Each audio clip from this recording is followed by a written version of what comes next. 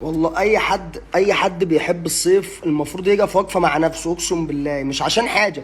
بس لما انت بتحب الصيف وده اختيارك، امال باقي اختياراتك عامله ازاي في الحياه؟ يعني انا مش عارف والله العظيم. الموبايل سخن.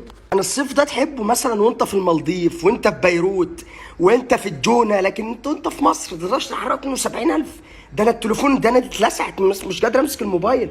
والله اي حد بيحب الصيف هتلاقيه عبيط عبيط، يا متخلف عقليا يا مريض نفسيا، ما هي حاجه من الاربعه دول. يا اما بقى عايش في القطب الشمالي في الاسكا. انا مش طايق الصيف، انا مش بحب الصيف، ومش بحب اللي بيحب الصيف، ومش بحب اللي بيجيب سيره الصيف.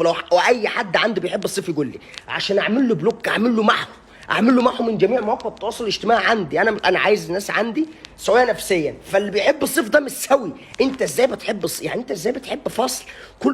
فصل ايه بتحب؟ اسمه ايه؟ فصل بتحب فصل كله عرج يعني. انت صاحب شركه روكسونا؟ ما انت يعني انت صاحب شركه روكسونا يا اكس. الاثنين مقاطعه وما تشتريش منهم. اشتروا ما تحطش مزيل، بس ما تقاطعوا. انت محط اي هيحط اسمها ايه دي، مخمريه.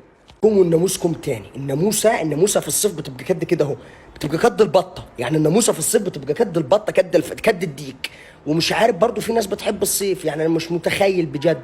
واللي بيرن الجرس في الصيف يا ريت ما يستعجلش، عشان ما طلعلكش. ما انت عارف يعني في الصيف ما بنبقاش لابسين بناطيل، فلما ترن اهدى 5 دقايق، كل لبست سترت نفسي. هتستعجل هتلاقيني طالع لك كده، انت فاهم بقى. حتى الايفون ما بيحبش الموبايل بتاعي في الصيف بيجي له هبوط. والله العظيم يا جدعان الموبايل بيجي له سكته قلبيه مره واحده كده، بلاقيه سخن وتعب، ببقى عايز اكشف، بحطه في التكييف. يعني حتى الموبايل مش حابب الموبايل اللي هو مش من هنا، الموبايل اللي هو اخترعوه في امريكا ما بيحبش الصيف.